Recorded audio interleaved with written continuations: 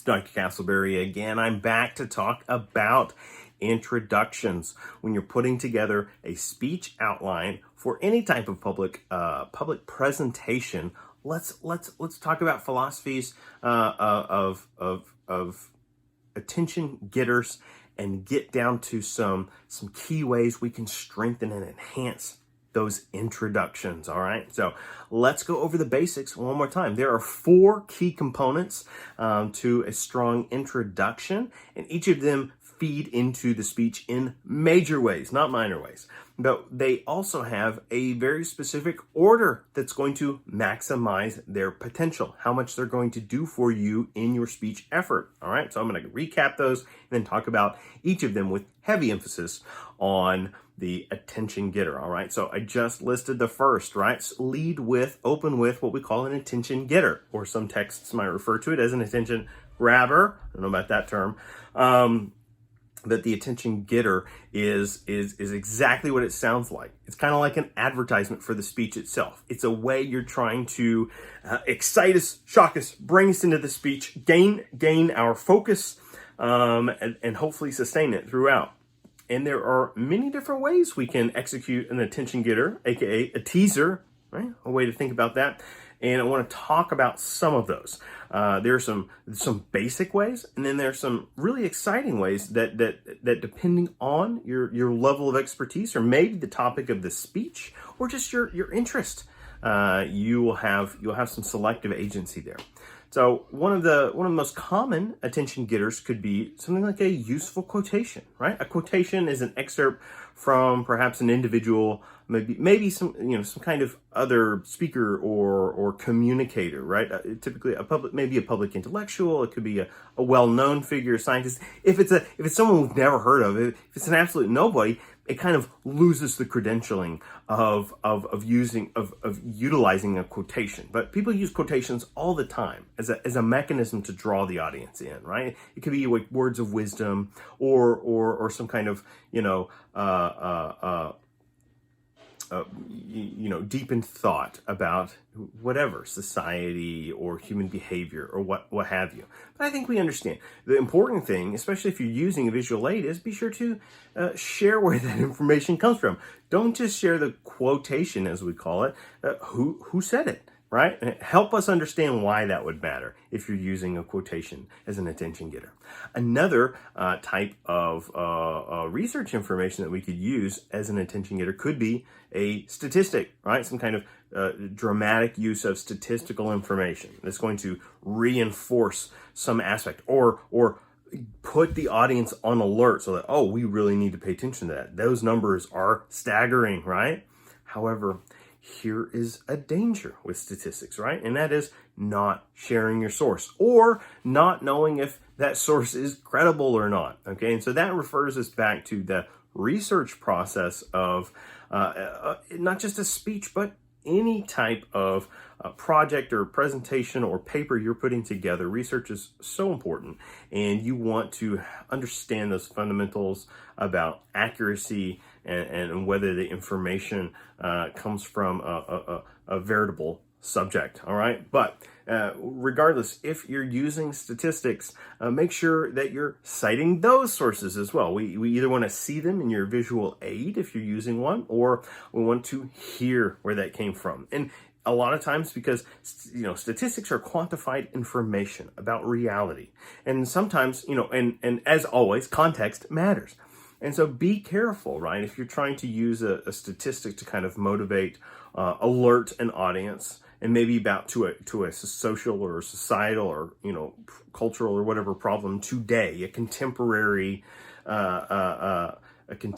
phenomenon, then you want to make sure your statistic is relatively up to date. It can be ineffective. It can do the reverse of good business for you to throw out a random statistic to shock us.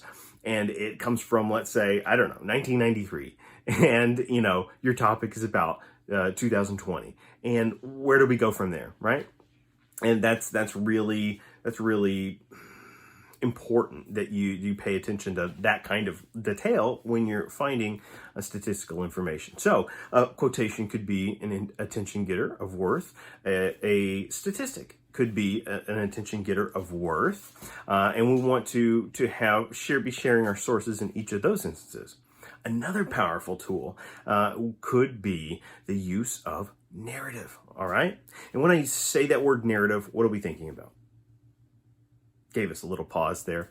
We're thinking about storytelling, right? Which is as fundamental a human quality as we have. We are storytelling creatures. We have been. Storytelling is a part of human nature. It is hardwired into our DNA, right? We've been storytelling since before we had technologies to type on, to write with. Before we were archiving physical materials to document our laws or our histories. Prior to these eras, we were what we refer to as an oral society. Hey, this is an oral communication class. We were an oral society, and storytelling was the key function of those societies in human history. And so we recognize the power of good storytelling. One of the ways you can think about your attention getter is to tell us a story. But here's an extra trick that I'm going to offer us to help you maximize your storytelling abilities in the attention getter. The answer is, don't give us the full story, all right? Take us to a place. Take us to a point of what we call narrative climax, all right? Perhaps a cliffhanger of sorts, or just this central point of tension in the story, and then kind of set it aside for a little bit. This is a great trick, and public speakers use this all the time when they are engaging publics, all right? And so put that story to the side in a way that we're still right here. We're on the edge of our seat. We want to hear the end of that story. Oh my goodness, why did you stop? And then come back to it. And of course, as I teased in a previous video, when do we come back to it? Well, there are a couple of options. Now, for those that are really mastering their public speaking abilities, there is a strong technique where you can kind of sprinkle aspects of your story throughout your main points in your body. We typically advise reserving that for longer speeches, for more experienced speakers. And so let's look at the best way we can execute the storytelling or narrative attention getter in a short speech, right? In a 3 to 5 or a 5 to 6 minute speech. Here's the best way we can execute that. You get us to that narrative climax in the attention getter story. You pause it. We move into the other elements of the speech. You don't have to constantly bring us back to the story. Instead, come back to it at the concluding thoughts. At the end of the speech, that final element. Let's return, right? Let's return to where it all began. And you've seen this before, right? You've seen these films, these movies where something starts in one location, and then all of a sudden the film is telling us that we're going back in time, and that the narrator's telling us a story. And then the whole movie is essentially a flashback. And then we return to that place at the end. And this happens in TV and other forms as well. But it's that, in essence, the speech becomes a kind of present tense flashback, or if you will. But return to it at the end of the speech, the closing of the speech, and give us that sense of finality in the attention getter. It's a remarkable trick, and it's a brilliant way to carry your audience along with you through the speech. All right, so quotation, important statistic, relevant statistic, smart use of statistics, or a narrative or storytelling option can be 3 great ways to enhance your attention getters. Now, there are more ways you can enhance or build an attention getter, but I encourage you and challenge you to read the text, or perhaps even do some independent research to find out more ways you can enhance your public speaking abilities. All right, so look what I did there. I put the class on blast, and I created my own cliffhanger that's encouraging you to participate to gain more knowledge. Now, let's round out that introduction.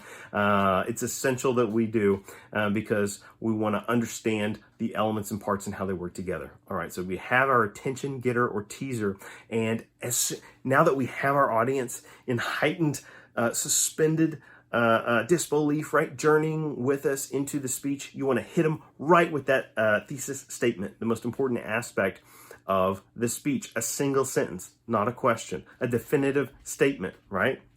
It should have focus. It should tell us exactly what the speech is about. And you don't want it to be too long. It shouldn't be a compound sentence that's extremely wordy. It shouldn't be talking about the main points. That comes next.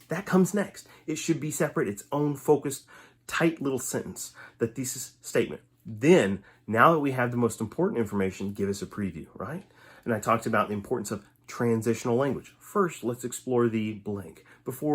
Second, we review some blank. Before finally, right, or third, we look at, and you see how that kind of gives us a little, it's the breadcrumbs, right? You're leading us into the forest, into this beautiful, right, florid speech making and speech executing journey, and we're excited to come along.